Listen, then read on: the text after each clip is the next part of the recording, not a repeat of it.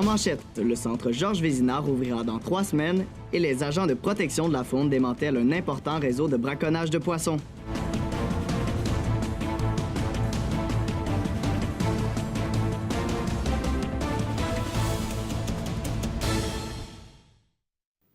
Bonsoir, mesdames et messieurs, et bienvenue à ce web journal du mercredi 27 février 2018.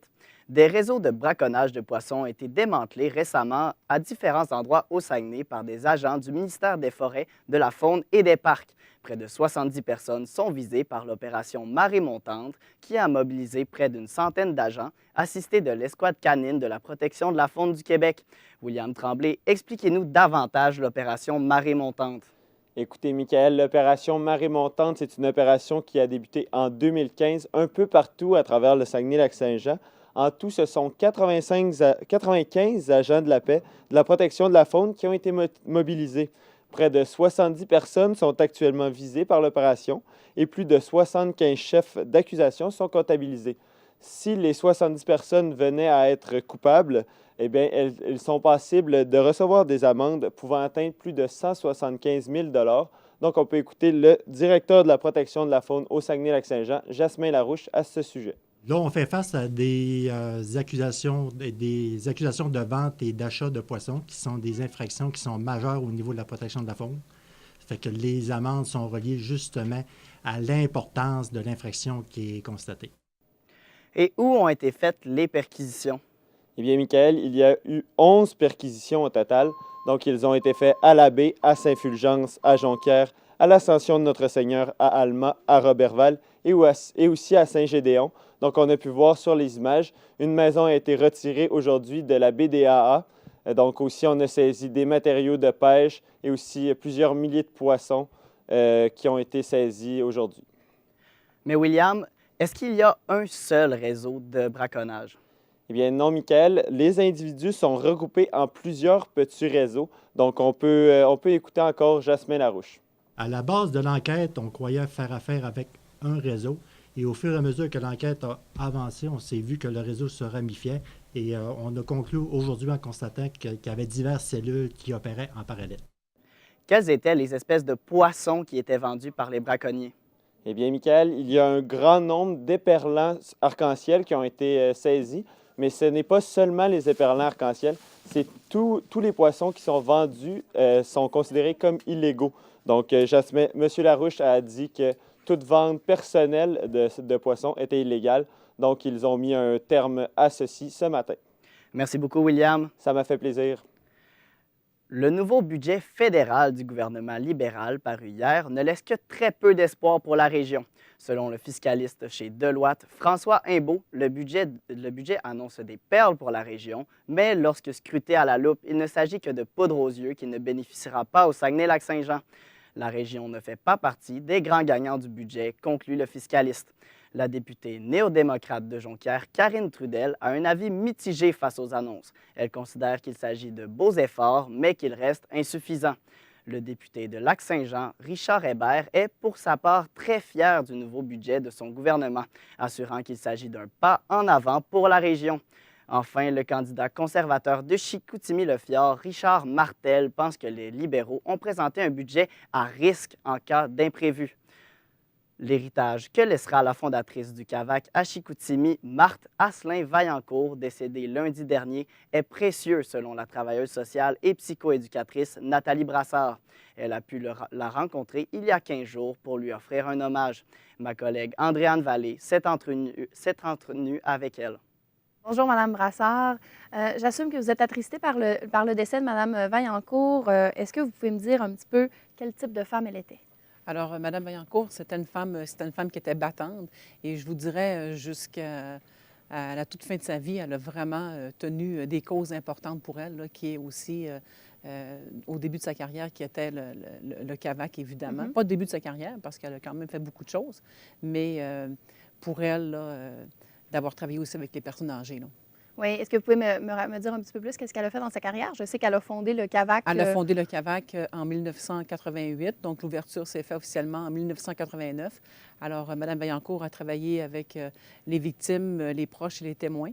Évidemment, Donc, on parle bien d'un centre pour l'aide aux victimes d'actes criminels, c'est bien ça? tout à fait, un centre d'aide aux victimes d'actes criminels. Donc, c'était en fait pour aider les victimes et les proches et les témoins.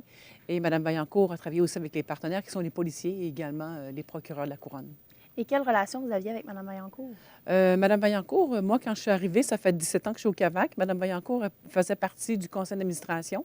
Puis moi, j'ai toujours eu un beau lien avec Mme Vaillancourt, donc elle était très conviviale. Elle était toujours contente lorsqu'elle me voyait et tout ça. Et j'ai eu la chance d'aller la voir là, le 13 février, là, avant qu'elle décède. Et comment s'était déroulée cette rencontre-là? C'était une très belle rencontre, très émouvante. Nous avons, moi et ma collègue, nous sommes allés toutes les deux, moi et ma collègue Esther, rencontrer Mme Vaillancourt. Et Mme Vaillancourt était très émue parce qu'on y avait écrit un hommage. Et elle était très, très contente et émotive aussi. Là.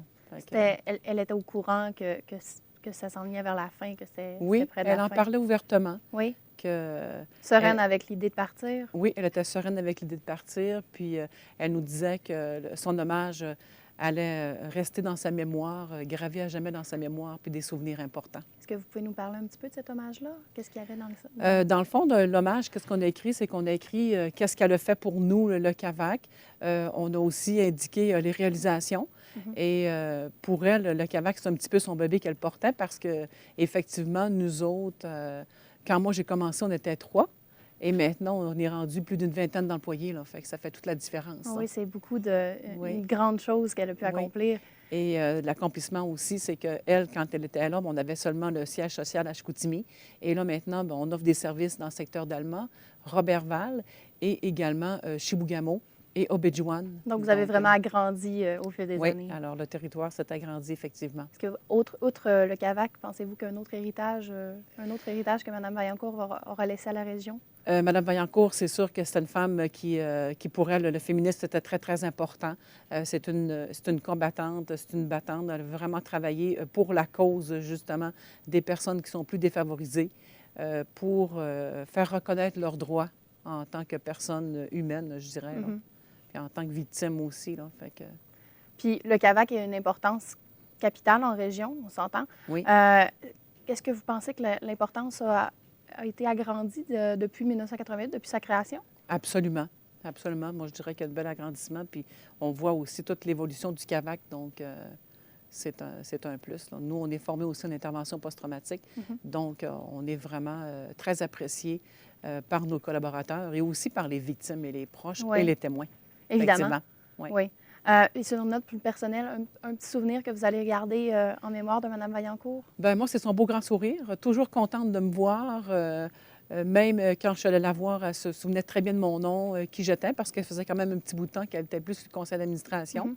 Et je garde un très beau souvenir de cette femme qui était très agréable à côtoyer. Oui. Vous avez travaillé avec elle pendant quelques années, je crois? Moi, je n'ai pas travaillé avec elle. Non? Moi, c'est ça que je vous disais, c'est que moi, quand je suis arrivée il y a 17 ans, Mme Vaillancourt avait déjà quitté. Elle faisait partie du conseil d'administration. D'accord. Tout à fait. D'accord. Oui. Puis, je sais que Mme Vaillancourt a milité, entre autres, pour l'aide médicale à mourir. Oui. Est-ce que vous pensez que c'est quelque chose qui a vraiment un accomplissement qu'elle pourrait garder dans ses... Bien, absolument. C'est sûr que pour elle, c'est important aussi, cette cause-là. Là. Fait qu'elle a toutes des causes importantes pour elle. Là. Oui. Oui. C'est quelque chose qui au final, lui a servi aussi. Oui. C'est ce que j'ai appris également hier, parce que je ne le savais pas. Elle ne nous en a pas parlé de ça. On ne sait pas nécessairement quelque chose qui va être dit à voix haute, peut-être plus vers les... C'est plutôt personnel là, dans cette situation-là, c'est ça. Mais c'est une bonne chose, par contre. C'est très bien. Mais merci énormément, Mme Brassard, d'être ici. Ça me fait plaisir. Merci. Bonne nouvelle pour les amateurs de sport, le centre Georges Vézina rouvrira ses portes à la mi-mars. Des mesures temporaires ont été mises en place pour permettre cette réouverture. Certaines structures du toit seront renforcées pour réduire sa portance qui est actuellement estimée à 283 %. La mairesse Josée Néron a fait cette annonce entourée d'ingénieurs de la firme Gemel, la même qui a réalisé l'étude ayant mené à la fermeture de l'aréna le 9 février dernier. Juliette Lefebvre, quelles mesures temporaires ont été mises en place? Il y a évidemment le renforcement de certaines structures du toit, comme vous l'avez mentionné, Michael. Plus précisément, on parle des membrures. Ensuite, la quantité de neige sur le toit va être surveillée de près. C'est maximum 12 pouces de neige qui seront permis. Donc, au-delà de ce seuil, la neige sera déblayée. Également, le nombre de personnes admises sur la galerie de presse sera restreint. On parle d'une trentaine de personnes sur la galerie de presse et la galerie des commentateurs est également touchée. Seules 15 personnes pourront y avoir accès. Finalement, aucune charge ne pourra être ajoutée au toit du centre Georges Vézina sans l'approbation d'un ingénieur. On écoute d'ailleurs l'ingénieur Marc-Olivier Gagnon à propos de ces mesures. Évidemment, toutes ces mesures sont en vue de permettre l'utilisation du centre Georges Vézina. Et puis, on fait ça c'est de manière temporaire. Ça, on veut bien mettre le poids là-dessus. Ces manières temporaires-là, on les limite à une durée de 5 ans. Et puis, Juliette, quel sera le prix de ces mesures temporaires? Les ingénieurs ont estimé le coût des travaux de renforcement à 100 000 $, mais on n'a pas plus de détails. Les travaux vont être entamés très prochainement. Les ingénieurs se rendent sur le site dès demain. Donc, on devrait avoir plus de détails dans un avenir rapproché. Est-ce que cette réouverture devrait faire peur à la population? Pas du tout. Les citoyens n'ont pas à s'en faire s'ils se rendent au centre Georges Vézina. On écoute le président de la firme Gemel. La mesure qui se présente aujourd'hui, c'est parce que les citoyens de Saguenay sont en sécurité en se présentant dans le centre Georges. C'est la prémisse de base qui guide nos solutions puis nos idées. Quelles solutions sont envisagées à long terme pour le centre Georges Vézina? Il y a actuellement 3 solutions sur la table. Donc, la première, c'est de rénover l'amphithéâtre. La deuxième, c'est évidemment d'en construire un tout nouveau. Et tout récemment, on a commencé à parler d'une 3e solution qui serait de rénover le centre Georges Vézina tout en construisant un nouveau. Donc, l'ancien centre servirait au Comet, le club de patinage de vitesse, et le nouveau servirait au Saguenay de Chicoutimi. Une décision devrait être prise d'ici la fin du mandat de Mme Néron. Merci beaucoup, Juliette. Ça m'a fait plaisir. La porte-parole du Bloc québécois au Saguenay-Lac-Saint-Jean, Élise Gauthier, trouve que la crise du leadership de la chef Martine Ouellette est très inquiétante, mais elle ne craint pas pour la survie du parti. Mme Gauthier, qui est membre du Bloc québécois depuis sa fondation, a laissé entendre que Martine Ouellette doit prendre le blâme sur ses épaules. Comme le disait Gilles Duceppe tout à l'heure, et c'est ça qui est le plus grave, 70% de ta députation qui quitte le bateau, moi, je pense que je me regarderais, moi, personnellement, je ne regarderais pas les autres, là. Donc, je me sens un peu déchirée. Parce que, je vais vous répéter ce que j'ai dit déjà, moi, comme j'étais là à la Fondation, je n'ai passé quelques-uns des chiffres. Élise Gauthier a également affirmé qu'un candidat est déjà choisi pour la circonscription de Chicoutimi-Le-Fjord et que Martine Ouellette devrait l'annoncer bientôt. Une bombe a éclaté ce matin dans un CHSLD de Saguenay. C'était une simulation de catastrophe mise en scène aujourd'hui au cégep de Chicoutimi afin de préparer les étudiants en soins infirmiers à réagir rapidement en cas de crise. Philippe Lheureux était sur place. Des chaises, des tables et autres meubles avaient été renversés pour donner du réalisme à la scène. Plusieurs bénévoles ont pris le rôle de personnes âgées ayant subi les dégâts de la déflagration fictive. C'est la jeune infirmière et étudiante à l'Université du Québec à Rimouski, Émilie Veilleux, qui a organisé l'événement. Selon elle, les finissants du cégep ne sont pas prêts à faire face à des situations de crise extrême du genre. Au Québec, on n'est vraiment pas immunisé à ces situations-là. Par exemple, avec l'attentat à la mosquée de Québec ou même le déluge en 96, il y a eu des décès. Donc, en tant qu'infirmière, je trouvais ça important que si ça arrive, je sache comment faire pour agir. Afin de préparer les étudiants à toute éventualité, ici, on simule l'explosion d'une bombe dans un CHSLD alors qu'il n'y a pas de médecin. Alors, les paramédics doivent arriver et secourir et sauver le plus de monde possible. Donc, c'est bondé dans la cafétéria, puis il y a eu une explosion dans la cuisine. Donc, il y a beaucoup de blessés. Il s'agissait d'une première au cégep de Chicoutimi, mais le concept a été emprunté à une autre institution du Québec. Je me suis inspirée du projet de Sherbrooke. Donc, je me suis entendue avec l'infirmière responsable du projet de Sherbrooke. Puis elle m'a donné beaucoup de conseils là, pour que je l'amène le projet ici au cégep de Chicoutimi. Des blessures en tout genre avaient été préparées à l'aide de maquillage pour les nombreux étudiants qui entraient dans la salle sans savoir ce qui les attendait. Aujourd'hui, on a des fractures, on a des coups à la tête, on a des grosses hémorragies. J'ai même une femme enceinte, donc qui est vraiment enceinte. Donc, c'est sûr qu'il faut qu'ils réagissent rapidement. À la suite de cette simulation, les étudiants en soins infirmiers feront un retour pour voir ce qui a été bien fait et moins bien fait pour être fin prêt pour une telle situation. Philippe Lheureux pour ATM, Saguenay. La présidente directrice générale du CIU-SSS Saguenay-Lac-Saint-Jean, Martine Couture, prendra sa retraite à la fin mars après 41 ans de service au sein du réseau de la santé. Mme Couture était de passage ce matin au cercle de presse pour faire un bilan des différents sujets qui ont touché le milieu de la santé lors des derniers mois. Simon Meloche, de quoi le PDG du CIUS a-t-elle parlé ce matin?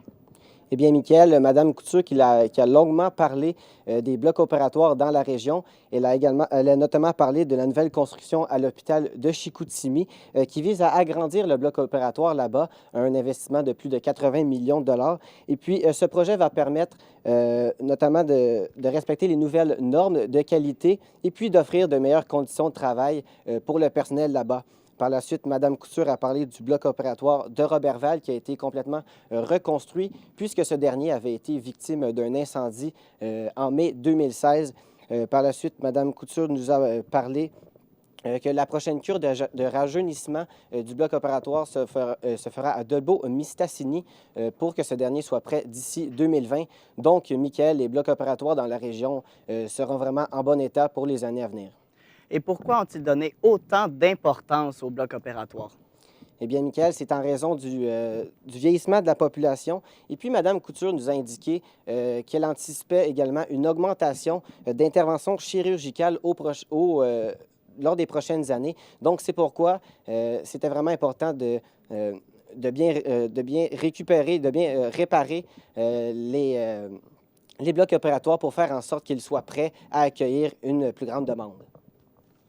Le rythme du vieillissement de la population s'accélère, particulièrement dans la région. Pour y faire face, on se doit d'être proactif. Nos actions d'aujourd'hui visent à répondre aux différents besoins spécifiques de cette future clientèle qui désirera plus que jamais demeurer à domicile, et ce, le plus longtemps possible. Et Simon, est-ce vrai que l'hôpital de Dolbeau-Mistassini vit présentement un manque de main-d'œuvre? Tout à fait, Mickaël. L'hôpital de Dolbeau-Mistassini vit un manque de main-d'œuvre du côté des chirurgiens. Ce qui fait en sorte que la clientèle doit se diriger vers Alma et également du côté de Roberval. C'est vraiment le manque de recrutement, un problème de recrutement à l'hôpital de Dolbeau-Mistassini qui fait en sorte qu'ils ont de la misère à aller chercher des chirurgiens.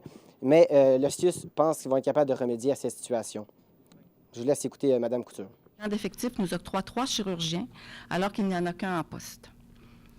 Sachez que tous les efforts sont mis en place pour remédier à la situation et soulignons que la modernisation du bloc opératoire constitue un élément attrayant pour le recrutement des chirurgiens. Merci beaucoup, Simon. Ça m'a fait plaisir. Aux Arts, le festival 2 jours à vivre au théâtre débute ce soir à l'auditorium de la Polyvalente Jonquière avec le spectacle Alléluia. C'est une œuvre que présenteront les élèves de secondaire 4 et 5 du programme Arts et métiers de la scène. Demain, les jeunes de secondaire 2 à 5 pourront participer à 7 différents ateliers en lien avec le monde du théâtre et des arts plastiques. La représentation est ouverte au public et les billets sont au coût de 5 $. Le joueur de quilles professionnel de Saguenay, Patrick Girard, a livré une belle performance la semaine dernière au tournoi Barbasol Players Championship à Columbus, aux États-Unis. Le quilleur a terminé en 5e position sur 120 participants. Il a, par le fait même, pris part à la finale télévisée du tournoi organisée par la Professional Ballers Association. Avec cet exploit, Patrick Girard a mis la main sur une somme de 10 000 $. Mon collègue Emmanuel Renaud s'est entretenu avec lui aujourd'hui. Patrick Girard, bonjour. Salut, ça va bien? Oui, ça va très bien. Patrick, tu as fait tout un exploit en fin de semaine au tournoi à Columbus. Est-ce que tu peux nous expliquer comment ça s'est déroulé? Tout d'abord, le classement. Comment ça s'est déroulé? C'était bien facile. On avait 6 rondes de 5 parties divisées en 3 jours. On commençait le mardi. Alors, on faisait 2 blocs par jour de 5 parties. Ça faisait 10 parties par jour. Au terme de ces 6 blocs-là, les 5 meilleurs accédaient à la finale nationale télévisée à ESPN sur le circuit au réseau américain. Fait que, ça a commencé avec les 2 premiers blocs, plus 343 en 2 blocs. On parle toujours de 200 de moyenne. 200, c'est la base, donc c'est 0, even. Fait que moi, j'ai fait plus 343 de ça. J'étais 8e au terme de la journée. Le lendemain, j'ai eu 2 bons blocs. Je ne peux pas exactement me rappeler des scores Je pense que c'était plus 701 que j'étais après 2 jours. Puis j'étais au 8e rang encore. Le lendemain matin, j'ai joué plus 84 pour être 15e. Puis le soir, là, il remet tous les joueurs en ordre de 1, 2, 3, 4, 5 jusqu'à 120. Puis on jouait avec nos partenaires, dans le fond. Moi, je jouais avec le 14e, 13e, 12e, 11e, 10e. Et puis là, on jouait 5 parties encore. Ces 5 parties-là, j'ai joué plus 223, puis ça m'a amené au 4e échelon, pour me classer pour la finale nationale. Et puis là, vous avez participé justement à la finale télévisée à ESPN, le canal américain. Comment ça s'est passé? Est-ce qu'on était stressé? C'est sûr qu'au début, il y avait beaucoup de papillons, c'était très énervant. Ça faisait quand même 13 ans que je n'avais pas participé à une finale télévisée. La dernière fois, c'était en 2005, en février. Alors, c'est sûr qu'au début, c'était pas évident. Par contre, un peu durant la partie, je me suis même amusé à danser un peu avec la foule dans le break commercial. Puis ça a chassé la nervosité. C'était pas tout à fait facile. J'ai pas lancé une excellente partie à la télévision, mais ça passe vite. C'est 15-20 minutes, puis c'est parti. Puis qu'est-ce qui peut expliquer ça, justement, que ça a été plus difficile à la télévision? C'est sûr, j'ai eu la misère à rentrer dans la partie à cause de la nervosité. Ça a été pas facile de m'embarquer dans le match. Puis mon adversaire, il a fait d'excellents lancers. Il était parti avec beaucoup d'abats. Fait que j'avais beaucoup de bowling de rattrapage à faire. Fait que ça a rajouté de la pression à tout ça. Mais comme je dis, c'est une partie, c'est rapide. Des fois, ça y va, des fois, ça y va pas. C'était pas mon tour cette fois-là. Mais tout de même très satisfait de ma 5e place au Players Championship à Columbus. Des fois, il n'y a pas tout le monde qui le sait, mais c'est des conditions quand même assez difficiles qui sont présentes là, dans les tournois américains. Oui. Comment on fait pour s'ajuster justement à ces conditions-là? Bien, c'est sûr que ça prend un niveau de précision un peu plus élevé. Il faut faire attention à nos lancers. Bien souvent, on va descendre un peu la vitesse des tirs, on va ralentir un peu la course. On va essayer de garder ça le plus simple possible. Ici, les quilles, ce qui est spécial, c'est que c'est quand même une course invisible. On voit l'allée, mais on ne voit pas ce qui est appliqué dessus. On met de l'huile, effectivement, sur l'allée. Là-bas, à la télévision, ils mettent un colorant bleu dans l'huile pour qu'on puisse voir un peu le patron d'huilage. Au début, sans être intimidant, on se laisse un peu avoir par les zones un peu ombragées qu'on voit sur l'allée. Puis on oublie qu'on a joué ce patron-là durant toute la semaine. C'était le même huilage que toute la semaine. Le colorant fait rouler la boule un peu plus rapidement. Fait qu'il faut se tasser un petit peu sur l'allée, il faut faire des ajustements, mais le patron d'huilage était le même. Fait que c'est sûr que c'est pas évident de s'ajuster au début, mais moi j'ai joué un tournoi la semaine d'avant à Indianapolis, qui était un patron d'huilage semblable. Fait que c'est sûr que ça m'a donné quand même un avantage. Ben, ça a donné un avantage à tous les autres joueurs, mais on était capable aussi de pratiquer. On a des pratiques avant, alors on est capable, avec des coachs là-bas, d'avoir un bon tempo, un bon rythme de jeu. Puis il y a très peu de Canadiens qui ont réussi à faire ce que tu as fait. Comment on se sent par rapport à ça? Moi, je me vois comme un autre joueur de hockey. Je ne me vois pas nécessairement comme un des rares Canadiens ou peu importe. Je suis rendu là, j'ai travaillé j'ai pratiqué fort. On a des gars comme François Lavoie, qu'eux autres, lui, s'est exilé un peu aux États-Unis, mais c'est un Québécois de souche. C'est un des meilleurs joueurs au monde présentement, c'est indéniable. On a Graham Fogg qui est très, très bon aussi. Le premier Canadien de l'histoire à avoir gagné un titre sur la PBA à ce même tournoi, le Players Championship, il y a 2 ans. On a des gars comme Zach Wilkins, mon partenaire en double. On a joué aussi un tournoi en double là-bas. Très bon skieur. Au Canada, on a un très bon bassin. C'est juste une question de temps avec qu'on en voit de plus en plus à la télévision. Là. Un gars comme David Simard, probablement que s'il serait là régulièrement, c'est le champion canadien, je pense, 3 années de suite. S'il serait là plus régulièrement, il viendrait qu'à se faire un peu la main puis il finirait par réussir des bonnes choses. C'est pas évident. On se laisse impressionner quand même. Ça reste les meilleurs joueurs au monde. Quand on va faire des compétitions de type international où ce qu'on représente notre pays, c'est les 6 meilleurs de chaque pays, mais ça ne veut pas nécessairement dire que c'est tous les meilleurs au monde qui sont là parce que, exemple, moi, personnellement, ça fait 6 ans que j'ai choisi de ne plus représenter mon pays. Ça coûte extrêmement cher. Fait que c'est une décision personnelle que j'ai prise. Il y a beaucoup de gens que je sais qui sont dans ma situation qui ne vont plus représenter leur pays. Par contre, le circuit américain professionnel, ça n'a pas le choix d'être les meilleurs au monde. Là, c'est tous les joueurs professionnels. Et puis rapidement, Patrick, c'est quoi les prochains tournois qui s'en viennent? Prochain tournoi, USBC Masters du 8 au 15 avril. Ensuite, on va avoir le US Open au mois d'octobre. C'est pas mal ça, ma cédule cette année. Présentement, à la PBA, on n'a pas plus de dates que ça. Fait que ça va être ça pour moi. Merci beaucoup. On s'entretenait avec Patrick Girard, qui est professionnel sur le circuit de la PBA. À la météo, François Gionnet, le temps doux va persister. Oui, Michael, c'est un beau jeudi qui nous attend demain malgré un ciel plutôt gris. Dans la nuit de mercredi à jeudi, ce sera doux à Saguenay avec une température de -4. De 1 à 3 cm de neige est néanmoins attendue. Du côté du lac Saint-Jean, c'est sensiblement la même chose avec -5 degrés. Demain, à Saguenay, ce sera nuageux avec quelques flocons. On parle d'une faible accumulation de neige. La température sera de -3 degrés. Finalement, au lac Saint-Jean, ce sera légèrement plus chaud avec 2 degrés. Donc, Michael, lentement mais sûrement, le printemps commence à se faire sentir. Merci François, et c'est ce qui conclut notre web journal. Mesdames et messieurs, au revoir.